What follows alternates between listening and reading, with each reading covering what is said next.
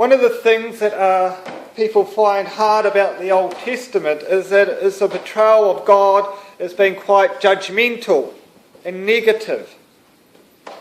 Some people have even suggested, and you'll see this in church history, that the God of the Old Testament and the God of the New Testament were two totally different gods. And we know that a lot of people don't like the Old Testament because they find it hard to read. Although in reality the New Testament Greek is far more difficult than the Old Testament Hebrew. And so when we read a book like Micah, we see a lot of judgment and condemnation. The very things that so many people react so negatively against the church today. Christians bringing accusations and denunciations against the world, just like God seemed to do in the Old Testament. But is this the right approach? Is this what the Bible shows?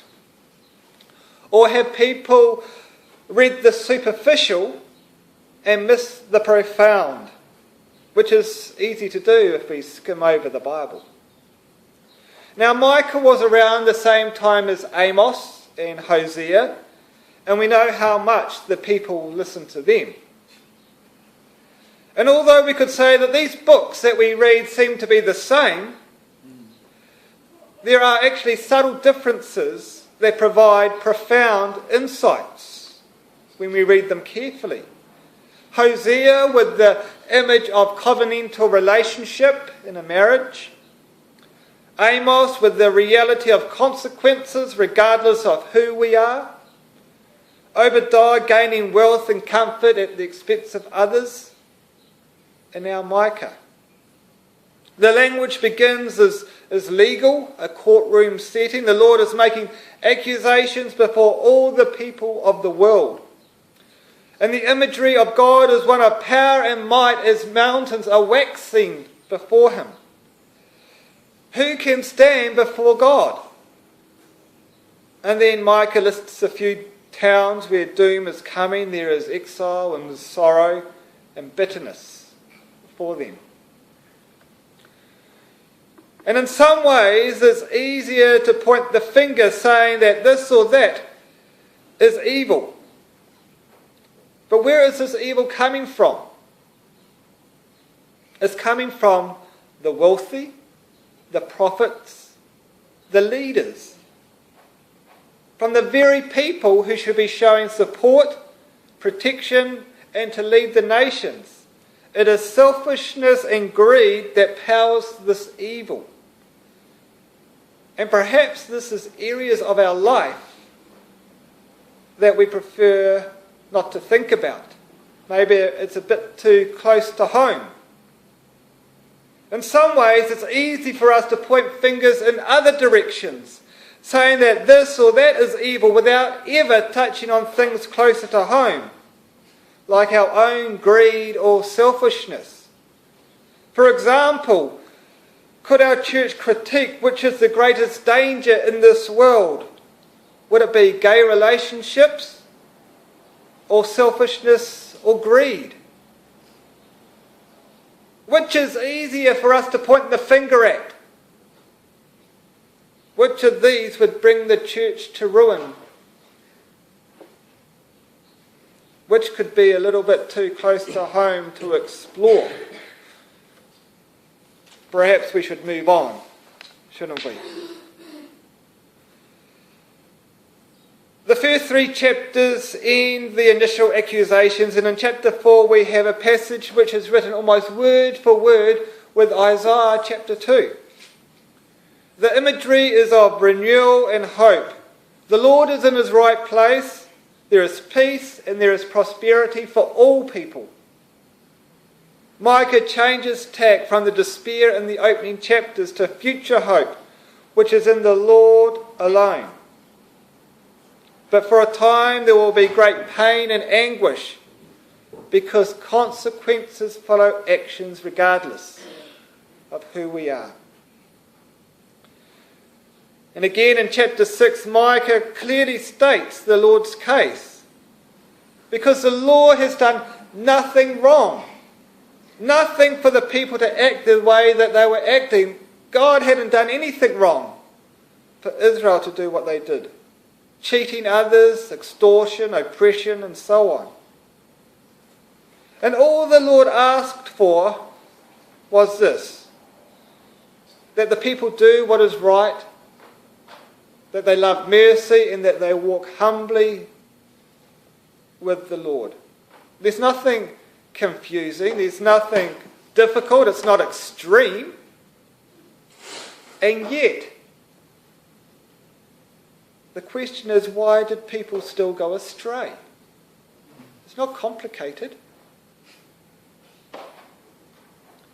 And although this book contains many vivid pictures of destruction and ruin, there's always hope and restoration. And behind this is not only the unfading love of God, but something far more profound. There is the heart of God, of the Lord, who weeps and hurts for his people. What have I done to you? The Lord cries in chapter 6. So the Lord isn't distant and uncaring, but intimate and sensitive. This is a picture Micah is painting of God. And although in chapter 7 we could see a happy ending, it doesn't take away from the pain before it. Although misery turns to hope, this misery needn't happen in the first place. And perhaps the greatest question that we dare ask ourselves is, why did it happen in the first place? Why, like the Apostle Paul, do we do the things that we shouldn't do and we don't do the things that we should do? Is the reality of a good, wholesome life, that place that God wants for people, simply a place where people can't bear to live too long? Because the cycle of biblical history shows that Israel obeyed, and then when things got good, they disobeyed. And in church history, the cycle was the same. The very things that people in society left to create their own sort of communities, the monastic movement, for example, the very things they reacted so much against became the very things that they began to tolerate and accept.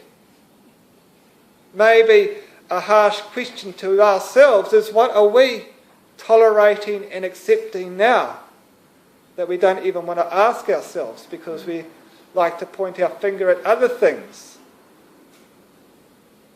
This reality of a subtle acceptance of faith that becomes a personal standard rather than God's standard may be something that a lot of people don't truly appreciate. It's why perhaps people prefer to point the finger at things more distant from themselves, like the drunkard, the murderer, the rapist, the rude, the drug dealer, the drug user, the violent, the underachiever. Easy to point fingers at them rather than looking at perhaps sins closer to home: gossiping, jealousy, lust, greed, lying, anger. So the message in Micah is one of intense personal relevance for us all, to those in the church who are wealthy, those leaders, those who are good citizens, to do what is right, to love mercy, and to walk humbly with your God. Not to play church and point fingers at others, but to ensure that we ourselves do what is right, not to worry so much about the sins of others. We are merciful just as we hope God is merciful to us. Imagine if God was as merciful to us as we were to other people. Would we like that? And our walk with God is humble because we have nothing to be proud about except what God has graciously done through us. So these three things are actually worth unpacking. meditating on, and ensuring that we achieve as best we can. Otherwise, there is a very real danger that we as a church could head down the very same track as these people in Micah. These people who did the religious thing. They went to the temple, they brought their sacrifices, they looked good in public, they knew the right words to say, they knew when to stand up and when to sit down during a service. And yet they became so lost that the only way for God to start again was basically to start with a remnant. Do what is right. Love mercy. Walk humbly with your God. To do what is right, the Hebrew word here is mishpat, the Hebrew word for justice. It is a sense of society where all people are treated properly, not just those who know how to use the system to their own advantage, but to ensure that all people are cared for.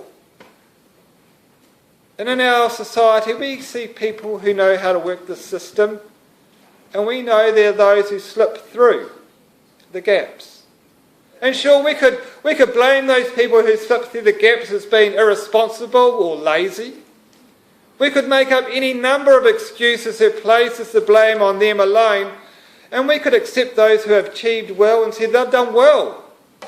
I wish we could have done as well. But the Bible actually doesn't allow us such a viewpoint. Jesus' teachings never let us off the hook from helping others, giving and sharing. And perhaps one of the things the church has forsaken is a strong voice of justice for all, a fair and caring society. A voice for the voiceless that isn't labelled as liberal or left or right wing, limited to certain political groups or niche groups, but one that clearly comes from the whole church, that practices what it preaches.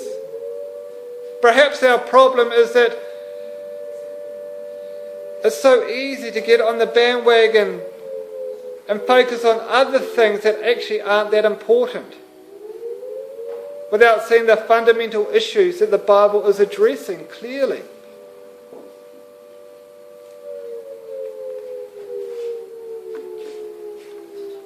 The second word is justice, and it's linked with loving mercy. It's not justice, it's hesed, and it's loving kindness. And this is a fundamental term in the Old Testament. Loving kindness is the very character of God. It is unconditional love. It isn't being friends with someone because of what we can get from them or because we hit it off with them. We're on the same wavelength, or we can get some sort of personal or business gains. It is unconditional regard towards all people. And again, we see this in Jesus' teachings. And again, it can be so subtle how we can treat other people. The difference between those who can give us something and those who need something from us. And the final word is sana. And it is the idea of walking humbly with your God. It is a sense of modesty. And we can easily imagine the contrast with the stories we hear in the Gospels, with those people who wanted places of importance at the feasts, who walked round with their flowing robes, like I haven't got my flowing robe on today. Those people who made a lot of their giving in the temple. Remember that story? It shows how easily religion can become the complete opposite of its intention, and how easily people can be deluded to self-importance. To walk humbly gives us an impression of moving continually on a journey to see where God leads us, with God leading the way.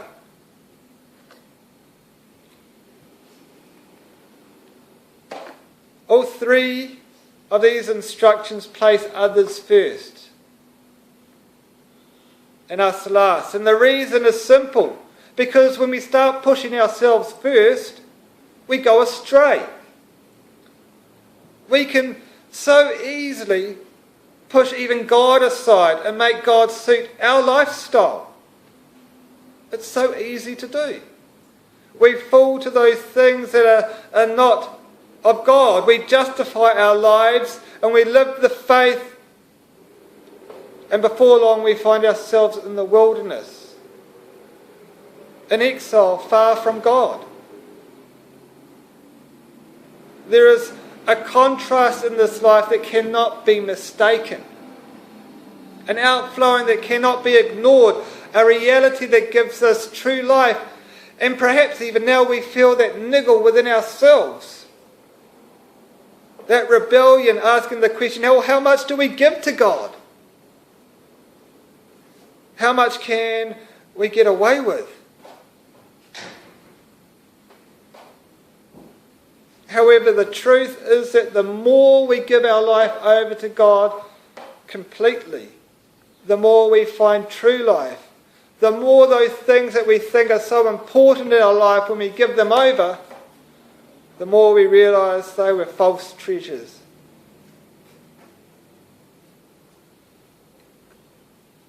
So an important question to ask ourselves as we read the book of Micah is, how close are we as a church in becoming the people in these books that we so easily dismiss as far from us?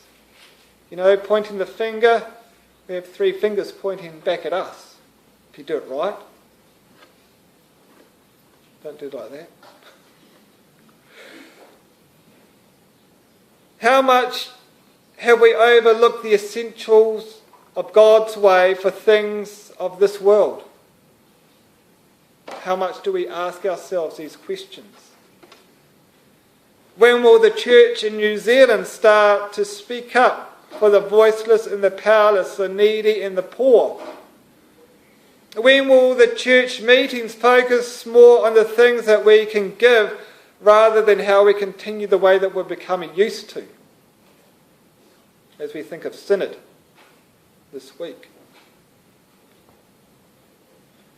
Will the voice of the prophet come to warn us that we have lost our way?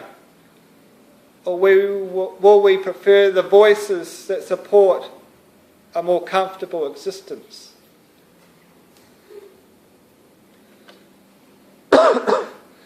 Micah ends with compassion and hope. But it is for those who look attentively to God, those who accept that their punishment in order to be free. For the Lord restores. This is the message of the prophet. The Lord restores. And Micah ends with the Lord's compassion and rescue, but it comes at a cost that didn't actually need to be paid. But the reality is that when people choose bad pathways, their way back isn't always painless. But the way back one day will be very good.